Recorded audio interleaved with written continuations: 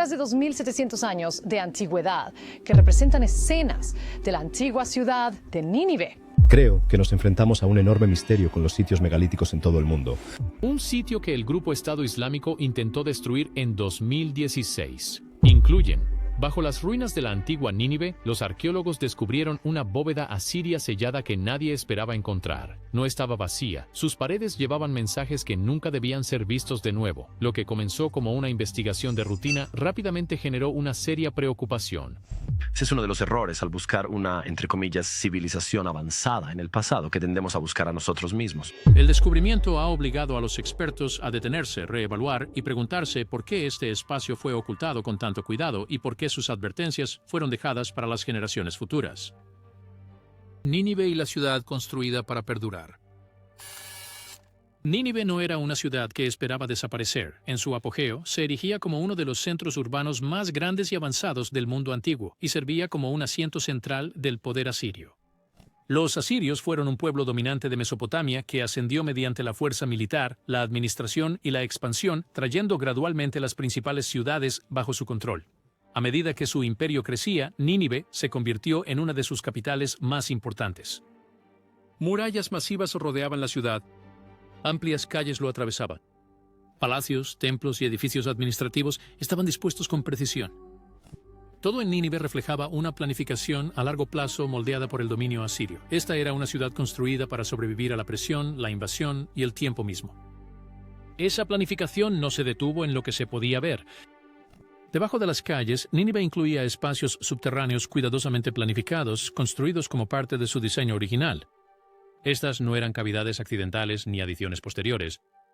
Los estudios arqueológicos muestran que las cámaras de almacenamiento, los corredores de acceso y las salas selladas fueron integrados en el diseño de la ciudad desde el principio. Seguían patrones consistentes, se conectaban lógicamente y cumplían roles específicos dentro del funcionamiento de la capital asiria. Dentro del sistema asirio, los espacios subterráneos estaban estrechamente vinculados a la autoridad y el control. Los almacenes de granos se colocaban bajo tierra para protegerlos del calor y el robo. Los bienes valiosos se mantenían fuera de la vista del público. Los materiales sensibles se almacenaban donde el acceso podía ser monitoreado y limitado. Según los registros históricos, colocar algo bajo tierra era una decisión deliberada vinculada a la gobernanza y la seguridad más que a la conveniencia. Sellar estos espacios tenía una importancia particular. Cuando una cámara asiria era sellada, no se consideraba abandonada. Selar marcaba una decisión formal de que el espacio ya no debía ser accedido, alterado o utilizado nuevamente. Una vez cerrado, se consideraba que una cámara había cumplido su función y reabrirla requería una autorización clara. Algunos académicos señalan que reabrir una cámara sellada podría considerarse como una interrupción del orden establecido, especialmente cuando el contenido había sido intencionalmente apartado. Estas preocupaciones estaban relacionadas con mantener la estabilidad administrativa y religiosa, más que con el temor a daños o deterioro. Con el tiempo, este sistema produjo diferentes tipos de espacios subterráneos debajo de Nínive. Muchos se accedían regularmente como parte de las operaciones diarias, otros se abrían solo cuando era necesario. Un pequeño número, sin embargo, se destacó. Estas cámaras parecen haber sido selladas con mucho más cuidado que las salas de almacenamiento ordinarias. Según informes de los primeros trabajos de excavación, algunos de estos espacios fueron construidos más profundamente bajo tierra y aislados de la red principal de pasajes. No coincidían con el diseño de áreas destinadas al acceso rutinario o almacenamiento. Para entender por qué existían, se hace necesario mirar más allá de la construcción y hacia cómo los asirios veían el conocimiento en sí mismo. Cuando el conocimiento se convirtió en algo que controlar. Los espacios sellados inexplicables debajo de Nínive no fueron creados para almacenar materiales ordinarios. Según los investigadores, su aislamiento no puede explicarse solo por la arquitectura. Para entender por qué existían estos espacios, es necesario observar los tipos de escritos que los asirios creían que podían causar daño real si se manejaban incorrectamente. Para los asirios, ciertas formas de conocimiento escrito se consideraban peligrosas. Estos no eran registros generales ni textos públicos. Incluían escritos de adivinación, interpretaciones de presagios e instrucciones rituales que se creía influían en eventos del mundo real. Estos textos se usaban para leer señales del cielo, interpretar sucesos inusuales y determinar si los dioses aprobaban o desaprobaban las acciones actuales. Los textos de adivinación estaban entre los más sensibles. Contenían interpretaciones de eclipses, movimientos planetarios, comportamiento animal e incluso el estado de órganos sacrificados. Según la creencia asiria, estos signos revelaban lo que estaba a punto de suceder. Una mala interpretación podría llevar a decisiones desastrosas. Una interpretación errónea podría justificar la guerra, retrasar acciones o convencer a los líderes de que la destrucción era inevitable. Los textos de rituales e invocaciones conllevaban un tipo diferente de riesgo. Estos escritos estaban destinados a calmar la ira divina, revertir maldiciones o restaurar el equilibrio después de errores percibidos. Según registros posteriores, se creía que usar el ritual incorrecto o realizarlo de manera incorrecta empeoraba la situación en lugar de arreglarla. En este sistema, más acción no significaba más seguridad, a veces significaba un peligro mayor. Debido a esto, el acceso a tales escritos estaba estrictamente controlado. Solo los especialistas capacitados tenían permiso para leerlos o interpretarlos. Estos incluían a los eruditos de la corte, expertos en rituales y funcionarios selectos. Leer sin autoridad no se consideraba curiosidad, se consideraba una amenaza. Según algunos eruditos, el mal uso de estos textos podría causar pánico, desorden o decisiones irreversibles. Había consecuencias. Cartas históricas sugieren que los eruditos que producían interpretaciones incorrectas podían ser castigados o removidos de sus cargos. Otros fueron acusados de engaño o deslealtad. En casos extremos, las personas eran silenciadas o excluidas por completo. El miedo a equivocarse se volvió tan poderoso como el miedo a los propios textos. Con el tiempo, los asirios comenzaron a dividir el conocimiento de manera tajante. Los registros ordinarios podían circular, los escritos peligrosos no. El control se volvió más importante que la comprensión. Según algunas interpretaciones, limitar el acceso se veía como una forma de prevenir la repetición de fracasos anteriores. Eventualmente, la restricción ya no fue suficiente. Los escritos peligrosos ya no se mantenían simplemente bajo la autoridad. Fueron eliminados del acceso por completo. Según informes no verificados, algunos textos fueron colocados en lugares aislados, elegidos específicamente para prevenir el contacto accidental. En ese momento el control se volvió físico. Una vez que el conocimiento alcanzó esta etapa, ya no pertenecía a bibliotecas u oficinas. Requería separación, y la separación requería un espacio que nunca se pretendía volver a entrar. Las bóvedas que fueron selladas y luego perdidas. A partir de ese momento, la acción reemplazó al debate. Según los investigadores, los funcionarios asirios concluyeron que los escritos peligrosos ya no podían permanecer en ningún espacio diseñado para uso, estudio o referencia. Una vez que se eligió la eliminación, tenía que ser permanente. La solución no fue simbólica, fue arquitectónica. El espacio mismo se convirtió en la barrera. Se crearon bóvedas subterráneas debajo de Nínive para este propósito. Estos espacios no fueron diseñados como almacenes o archivos, fueron construidos para aislar. Su ubicación seguía la misma lógica que la restricción: distancia de la actividad diaria, distancia de las oficinas de autoridad y distancia de las rutas utilizadas para suministros o movimiento. Según los registros de excavación, estas cámaras estaban ubicadas más profundamente y alejadas de las áreas destinadas a ser accedidas regularmente. La función de estas bóvedas era la separación, no la preservación. Los materiales colocados dentro no estaban destinados a consultas futuras. El objetivo era evitar acciones futuras basadas en esos escritos. Según algunas interpretaciones, los funcionarios creían que la referencia continua, incluso por especialistas capacitados, conllevaba demasiado riesgo. Eliminar el acceso se consideraba la única forma de detener la escalada. Sellar seguía al juicio. En la práctica asiria, el sellado era un acto formal vinculado a la toma de decisiones en los niveles más altos. No era un cierre rutinario. Una vez que una bóveda era sellada, indicaba que el asunto había sido resuelto de la única manera considerada segura. Según reconstrucciones históricas, reabrir un espacio así habría significado revertir una decisión tomada bajo extrema preocupación. Eso hizo que reabrir fuera inaceptable. Los detalles de construcción apoyan esta visión. Informes de encuestas tempranas describen barreras reforzadas y puntos de entrada ocultos. No hay evidencia de desgaste por acceso repetido. No aparecen signos de inspección o mantenimiento después del sellado. Según informes no verificados, el diseño se centró en asegurar que una vez cerrado, el espacio permaneciera intacto. Estos espacios sellados estaban distribuidos a lo largo de la red subterránea de Nínive. No estaban agrupados ni marcados. Según algunos estudiosos, esto redujo la conciencia sobre sus ubicaciones y limitó la posibilidad de interferencia. La separación fue reforzada por la incertidumbre. Si las ubicaciones no eran ampliamente conocidas, el acceso no podía ocurrir fácilmente. Luego vino la caída de Nínive en 612 a.C. La ciudad fue violentamente invadida por fuerzas opositoras. La evidencia arqueológica confirma una destrucción generalizada. Incendios arrasaron con los edificios principales. Las paredes colapsaron. Las estructuras cayeron hacia adentro. Los espacios subterráneos fueron aplastados, enterrados o sellados aún más por los escombros. En el caos, las rutas de acceso desaparecieron por completo. Después de la destrucción, Nínive nunca fue restaurada como una capital funcional. Las ruinas permanecieron abandonadas. Con el tiempo, el suelo y los escombros cubrieron lo que quedaba bajo la superficie. Según los historiadores, las generaciones posteriores asumieron que todo lo sellado bajo tierra había sido destruido junto con la ciudad. Las bóvedas ya no se consideraban recuperables. Esta suposición moldeó la comprensión académica durante siglos. Las excavaciones se centraron en restos superficiales, palacios y estructuras visibles. Las cámaras selladas bajo tierra fueron tratadas como víctimas del colapso. Según los investigadores, la idea de que algún espacio así pudiera sobrevivir intacto parecía improbable.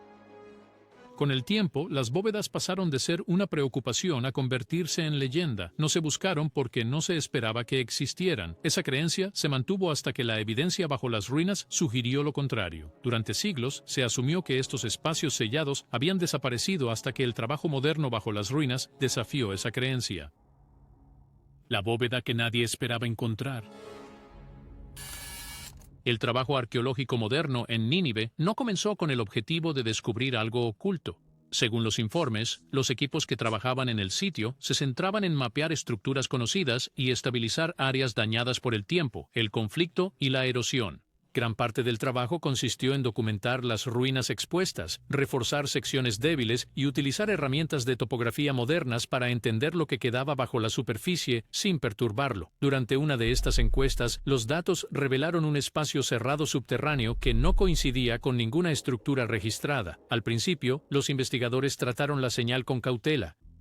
Nínive es un sitio muy dañado y las cámaras colapsadas son comunes. La suposición inicial era que se trataba de un espacio lleno de escombros o de una sala de almacenamiento aplastada durante la destrucción de la ciudad. Nada en la primera lectura sugería algo inusual. Esa suposición no duró mucho. A medida que se realizaban escaneos adicionales, aparecieron inconsistencias. La forma del espacio era demasiado regular. Los límites eran demasiado limpios. Según algunos investigadores, el recinto mostraba bordes definidos que no coincidían con los patrones creados por el colapso. Esto generó preocupación. Las habitaciones colapsadas tendían a deformarse. Este espacio parecía intacto. La atención se desplazó de la posibilidad de daño a la posibilidad de diseño. Las características estructurales sugerían una construcción intencional en lugar de una supervivencia accidental. Las paredes parecían más gruesas de lo esperado. La orientación no coincidía con las áreas de almacenamiento conocidas. Según los informes, esto obligó al equipo a pausar y reevaluar. Lo que estaban viendo no encajaba con los modelos existentes del diseño subterráneo de Nínive. La ubicación aumentó la sorpresa. El espacio se encontraba debajo de un área que durante mucho tiempo se creyó completamente destruida durante la caída de Nínive. Los relatos históricos y excavaciones anteriores habían reforzado la creencia de que nada intacto podría permanecer allí. Encontrar una cámara cerrada en esa zona desafió directamente décadas de suposiciones académicas. Se llamaron a especialistas. Según las notas internas, se consultó a arqueólogos con experiencia en arquitectura asiria junto con expertos en estructuras. El objetivo no era avanzar apresuradamente, sino confirmar lo que los datos realmente mostraban. El estrés aumentó. Excavar a ciegas podría dañar algo que había sobrevivido por más de 2000 años. A medida que continuaba el análisis, comenzó a surgir la idea de que esto podría ser una de las bóvedas selladas que se creían perdidas. Según algunos investigadores, esta posibilidad fue difícil de aceptar al principio. La creencia predominante había sido que tales espacios fueron aplastados o borrados cuando la ciudad cayó. Sin embargo, la evidencia sugería lo contrario. La cuidadosa exploración confirmó un cierre deliberado. Las aberturas estaban selladas, no bloqueadas por un colapso. La colocación de las piedras mostraba orden, no caos. Según las notas de excavación, este nivel de cierre requería tiempo e intención. Alguien había cerrado este espacio deliberadamente antes de que la ciudad fuera destruida. Esta realización creó tensión entre el equipo. Si esta cámara había sido sellada intencionalmente y sobrevivió a la destrucción de la ciudad, entonces no era una habitación olvidada, era algo destinado a permanecer cerrado. Según los informes, el trabajo se ralentizó significativamente en este punto. Se debatieron decisiones, cada paso conllevaba riesgo. El descubrimiento sugería que al menos una bóveda sellada bajo Nínive había sobrevivido intacta. Ese hecho por sí solo derrumbó suposiciones mantenidas durante mucho tiempo sobre el destino de los espacios subterráneos. Lo que una vez se creyó destruido, ahora parecía preservado por el aislamiento y el colapso. La confirmación de la supervivencia de la bóveda plantea una pregunta más difícil sobre lo que permanecía sellado dentro. Dentro de la cámara bajo las ruinas. Una vez confirmada la presencia de una bóveda sellada, la excavación avanzó con extrema precaución. Según los informes, el equipo ralentizó el progreso a un ritmo cuidadoso para evitar el colapso o daños irreversibles. Las capas subterráneas de Nínive son frágiles, y un solo error podría destruir evidencia que ha sobrevivido durante siglos. Cada acción fue medida. Las herramientas se eligieron por su precisión en lugar de su velocidad. Los niveles de estrés eran altos y la atmósfera alrededor del sitio cambió de trabajo rutinario a una contención enfocada. A medida que se despejaban los puntos de acceso, quedó claro que la bóveda no había sido bloqueada por escombros caídos. Las piedras fueron colocadas deliberadamente. El techo seguía un patrón ordenado en lugar de la aleatoriedad de un colapso. Según las notas de excavación, esta no era una entrada enterrada por accidente, había sido cerrada intencionalmente. Esa comprensión cambió la forma en que se abordó el espacio. El equipo ya no estaba abriendo una habitación olvidada, estaban cruzando un límite establecido por los constructores originales. La bóveda también estaba físicamente separada de las rutas subterráneas normales. No se conectaba a los corredores de almacenamiento ni a los pasajes de acceso utilizados en otras partes bajo la ciudad. Según algunos investigadores, este aislamiento era un indicador clave del propósito. Los espacios destinados al uso estaban integrados en el sistema. Este estaba separado de él. Llegar a la bóveda requería un esfuerzo deliberado, no un movimiento rutinario. Una vez que se logró entrar, las condiciones interiores sorprendieron a todos los involucrados. Los patrones de polvo y la preservación de las superficies sugerían siglos de cierre completo. No había señales de intrusión de agua, saqueo o disturbios posteriores. Según los informes, este nivel de conservación es raro en Nínive, donde la destrucción y la exposición posterior han dañado la mayoría de los espacios subterráneos. La bóveda había permanecido sellada exactamente como se dejó. No había evidencia que sugiriera acceso rutinario o reutilización. No había caminos desgastados en el suelo. No había marcas que indicaran entradas repetidas. Según algunas interpretaciones, esta ausencia confirmaba que la bóveda no estaba diseñada para una interacción continua. A diferencia de las salas de almacenamiento que muestran signos de actividad, este espacio parecía intacto desde el momento en que fue sellado. La disposición aumentaba la inquietud. La bóveda no se asemejaba a los espacios de almacenamiento o administrativos conocidos. No había estantes, contenedores ni divisiones para organizar mercancías. No había mesas de escritura ni marcadores de registro típicos de oficinas. Según los registros de excavación, el diseño carecía de cualquier característica asociada con la función diaria. El espacio no apoyaba el trabajo, apoyaba la separación. Esto llevó a una creciente sensación de finalidad. Todo sobre la bóveda sugería finalización en lugar de propósito.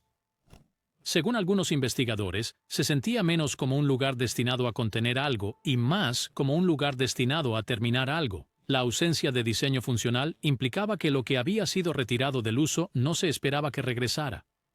A medida que la documentación continuaba, la atención gradualmente se desvió de la estructura en sí. Las paredes se convirtieron en el foco. Las observaciones iniciales notaron marcas que no formaban parte de la construcción. No eran guías de alineación ni símbolos estructurales. Según informes no verificados, algunos miembros del equipo notaron su colocación a alturas consistentes, sugiriendo intención. En ese momento, la preocupación reemplazó a la curiosidad. El equipo había esperado objetos o fragmentos. En cambio, la bóveda parecía hablar a través de sus superficies. Según los informes, el trabajo se detuvo nuevamente mientras los especialistas se preparaban para examinar las marcas cuidadosamente. Lo que generó preocupación inmediata no fue lo que había en el suelo, sino lo que se había tallado en las paredes. Las primeras inscripciones en la pared y un registro de fracaso. Cuando los investigadores comenzaron a documentar las inscripciones más antiguas a lo largo de las paredes exteriores de la bóveda, primero identificaron el idioma. La escritura estaba en acadio, registrada en cuneiforme asirio. Este era el idioma formal utilizado para textos de adivinación, registros rituales y advertencias oficiales dentro del Imperio asirio. Su presencia mostró de inmediato que la bóveda no era decorativa ni administrativa. Estaba conectada a asuntos serios académicos y rituales.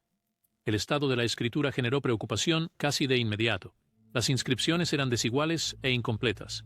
Las oraciones se detenían abruptamente. Algunos símbolos fueron tallados rápidamente mientras que otros quedaron sin terminar. Según los informes, esto no coincidía con la escritura cuidadosa y equilibrada que normalmente se ve en las inscripciones reales o de templos. La escritura parecía apresurada, como si se hubiera producido bajo presión o con tiempo limitado. Lo que más destacaba era el contenido en sí. Las inscripciones no contenían instrucciones, pasos rituales ni fórmulas protectoras. Esto era inusual. Los textos rituales asirios típicamente explicaban qué acciones tomar, cómo realizarlas y cuándo actuar. En cambio, estas inscripciones se centraban en los resultados. Según los equipos de traducción, el texto describía resultados que ya habían ocurrido en lugar de acciones que aún se podían tomar. Varios fragmentos traducidos se referían directamente a advertencias ignoradas. El lenguaje registraba vacilación y negativo tras actuar sobre señales que habían sido reportadas anteriormente.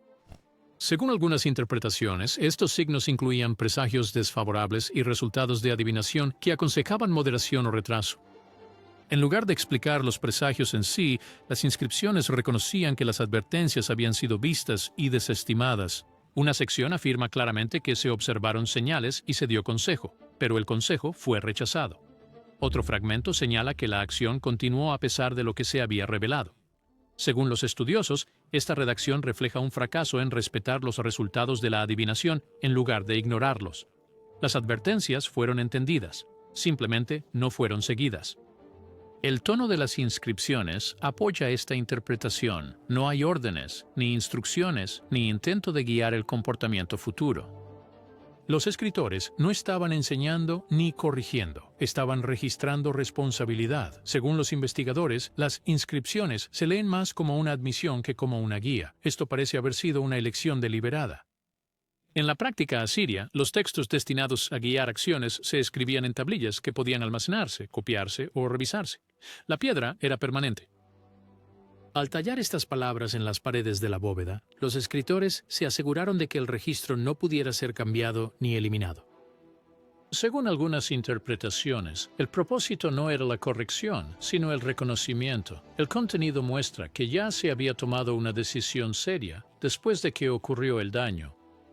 Las inscripciones se refieren a la pérdida y el desorden que ya se habían experimentado, no a amenazas de lo que podría suceder en el futuro. Lo que siguió a las advertencias ignoradas ya había ocurrido para cuando se tallaron las paredes. Esta comprensión cambió cómo los investigadores entendían la bóveda. Ya no se veía como un contenedor de conocimiento. Según algunos académicos, funcionaba como un registro sellado de errores.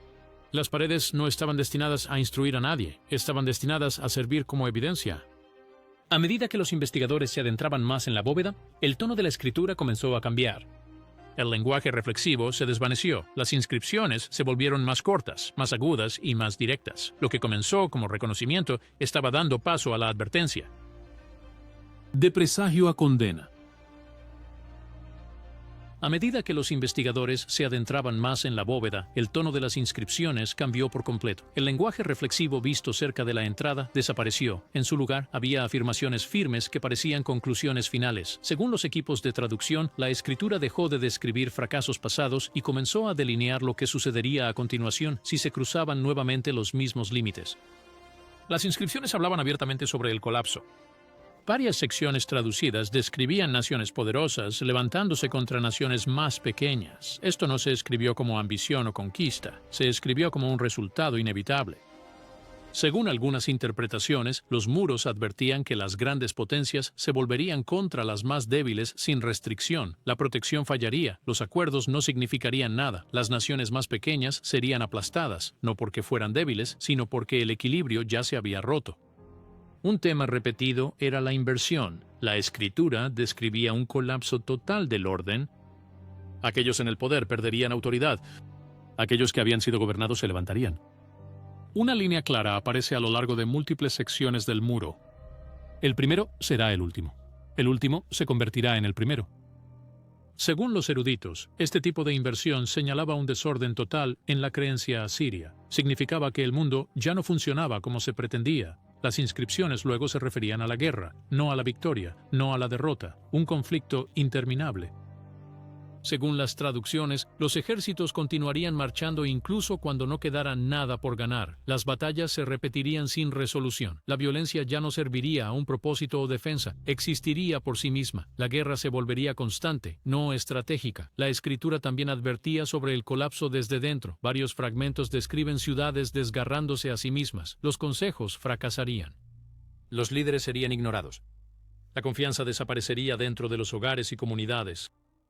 Según algunos académicos, el texto sugería que los enemigos no necesitarían invadir, la división interna haría el trabajo por ellos. La hambruna apareció repetidamente en las secciones posteriores. Las inscripciones describían tierras que ya no producían alimentos y almacenes que estaban llenos pero inútiles. Según las interpretaciones, esto no se atribuía al clima o al azar. Se describió como consecuencia. La tierra misma respondería al desequilibrio. El hambre seguiría a la acción. Una de las secciones más inquietantes describía la retirada divina. Textos asirios anteriores advertían sobre la ira de los dioses. Estas inscripciones describían algo peor: silencio.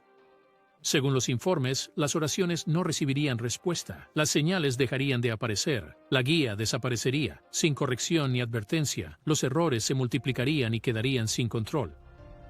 A medida que las inscripciones se adentraban más en la bóveda, el lenguaje se volvía breve y directo. Las explicaciones desaparecían. Según los traductores, las paredes dejaron de describir eventos pasados y comenzaron a indicar resultados. Cerca de la sección más profunda, la escritura cambió de nuevo. Ya no estaba dirigida a los constructores originales. Estaba escrita para quien pudiera entrar en la bóveda más tarde. Una sección dice: cruzar este límite de nuevo causará un colapso. Rejoice same way from origin. No se mencionaba castigo ni juicio divino. El texto no amenazaba, simplemente indicaba lo que sucedería si se perturbaba el espacio. En ese momento, la bóveda ya no era un registro histórico. Era una advertencia directa dejada para futuros intrusos. Si disfrutaste viendo este video, por favor dale me gusta y suscríbete a este canal.